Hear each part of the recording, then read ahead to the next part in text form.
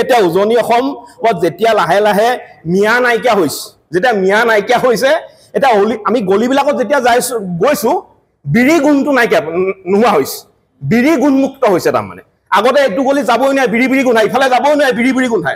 এতিয়া অন্ততঃ উজনি অসম বিড়ি গুণমুক্ত হৈছে। তামোল পাণ আৰু গামোচা হৈছে অসমীয়া জাতিৰ স্বাভিমানৰ প্ৰতীক আৰু এটা সন্মানীয় সম্পদ।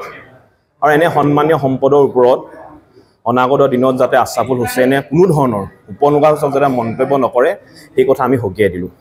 আমাৰ 30টা জাতীয় জনগোষ্ঠীয় দল সংগঠনৰ আমি যিখন সংগ্ৰাম কৰিছিলোঁ, এই সংগ্ৰামখনৰ মূল উদ্দেশ্য আছিলে যে এই মাতৃভূমিত অনাদি অনন্ত কাললৈ যাতে খিলঞ্জীয়া মানুহৰ প্ৰভুত্ব থাকে, আধিপত্য থাকে। আৰু সেইটো কাৰণেই আমাৰ উজনি অসমত থকা যিসকল অখিলঞ্জীয়া ব্যক্তি আছিলে, যিসকল সন্দেহযুক্ত নাগৰিক আছিলে, আমি তেওঁলোকক উজনি অসম ত্যাগ কৰিবলৈ কৈছিলোঁ আৰু ইতিমধ্যেই তেওঁলোকে উজনি অসম ত্যাগ কৰিছে। আৰু এতিয়া আশ্ৰাফুল হুছেইনে এইসকল সন্দেহযুক্ত নাগৰিকক আমাৰ ইয়ালৈ তামোল পাণ দি বা গামোচা দি নিমন্ত্ৰণ কৰাৰ যিটো কথা কৈছে, সেইটো এটা অতি হাস্যকৰ কথা। নিমন্ত্ৰণ দিয়াটো প্ৰশ্নই নাহে। যদি আশ্ৰাফুল হুছেইনে যদি নিজেই ইটা ভাটাত কাম কৰিবলৈ যদি ইচ্ছা প্ৰকাশ কৰিছে, আশ্ৰাফুল হুছেইনে যদি নিজেই ইটা ভাটাত কাম কৰিবলৈ যদি ইচ্ছা প্ৰকাশ কৰিছে, তেতিয়াহ'লে তেওঁ আহিব পাৰে। আমি তেওঁক কিন্তু চেণ্ডেলৰ মালাৰে আদৰণি জনাম, যদি আশ্ৰাফুল হুছেইন নিজেই কাম কৰিবলৈ আহে।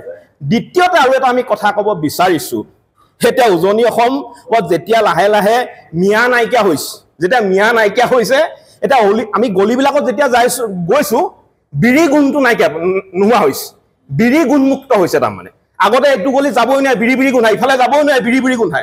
এতিয়া অন্ততঃ উজনি অসম বিড়ি গুণমুক্ত হৈছে। আৰু আশ্ৰাফুল হুছেইনৰ দৰে এটা বাংলাদেশীক ৰক্ষকে অনাগত দিনত যাতে আমাৰ স্বাভিমানক যাতে কোনো ধৰণৰ প্ৰশ্ন নকৰে বা উপলুঙাসূচক মন্তব্য নকৰে, সেই কথা আপোনালোকৰ সংবাদ মাধ্যমৰ জৰিয়তে আমি সকীয়াই দিলোঁ। সংবাদ মাধ্যমৰ জৰিয়তে আমি এটা কথা স্পষ্টকৈ কৈ দিব বিচাৰিছোঁ, 30টা জাতীয় জনগোষ্ঠীয় দল সংগঠনে কেতিয়াও উজনি অসমলৈ মিয়া অনাৰ প্ৰসংগত নাই।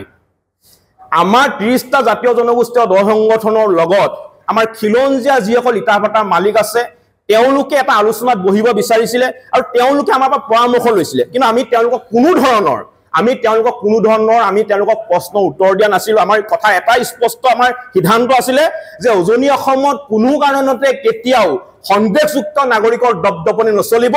উজনি অসমতে নহয়, সমগ্ৰ অসমত কেৱল মাত্ৰ খিলঞ্জীয়াৰ দপদপনি চলিব লাগিব। আৰু এই সন্দৰ্ভত আমাৰ বাংলাদেশী যিবিলাক এজেণ্ট, বাংলাদেশী ৰক্ষক আশ্ৰাফুল হুছেইনৰ দৰে ব্যক্তিয়ে অসম আৰু অসমীয়া জাতিৰ ক্ষেত্ৰত কোনো ধৰণৰ মন্তব্য ভৱিষ্যতে নকৰিবলৈ, উপলুঙাসূচক মন্তব্য নকৰিবলৈ আমি সকীয়াই দিছোঁ। নিশ্চয়কৈ যাব লাগিব। আৰু এটা কথা আপোনালোকৰ সংবাদ মাধ্যমৰ যেতিয়া আমি ক'বলৈ পাই আমি সুখী হৈছোঁ যে লাহে লাহে আমাৰ যিসকল খিলঞ্জীয়া ভূমিপুত্ৰ, যিসকল আমাৰ নিবনুৱা যুৱক আছে, যুৱতী আছে, তেওঁলোকে আমাৰ গোটেই এই ব্যৱসায়িক গোটেই ব্যৱস্থাটো তেওঁলোকৰ হাতৰ মুঠিত আনিবৰ কাৰণে তেওঁলোক ওলাই আহিছে। কাম বনত তেওঁলোকে নিজকে নিয়োগ কৰিবৰ কাৰণে চেষ্টা কৰিছে আৰু এইটো জাতিটোৰ কাৰণে শুভ লক্ষণ। আজি আপোনালোকে দেখিছে যে আমাৰ খিলঞ্জীয়া মানুহৰ প্ৰভুত্ব আধিপত্য ৰক্ষাৰ বা অসমীয়া মানুহৰ বা খিলঞ্জীয়া মানুহৰ অনাগত দিনৰ সুৰক্ষিত ভৱিষ্যতৰ কাৰণে আমি যিখন সংগ্ৰাম কৰিবলৈ আগবাঢ়িছোঁ, এই সংগ্ৰামখনত সমগ্ৰ অসমৰ খিলঞ্জীয়া মানুহে স্বতঃস্ফূৰ্তভাৱে ওলাই আহিছে আৰু স্বতঃস্ফূৰ্তভাৱে আমাক সঁহাৰি জনাইছে, সহযোগিতা জনাইছে। গতিকে এই যিটো আমাৰ সংগ্ৰামৰ ধাৰা, এই ধাৰাটো অব্যাহত থাকিব। আমি এটা কথা ক'ব বিচাৰোঁ যে অনাদি অনন্ত কাললৈ এই মাতৃভূমিত কেৱল মাত্ৰ খিলঞ্জীয়া মানুহৰ দপদপনি চলিব।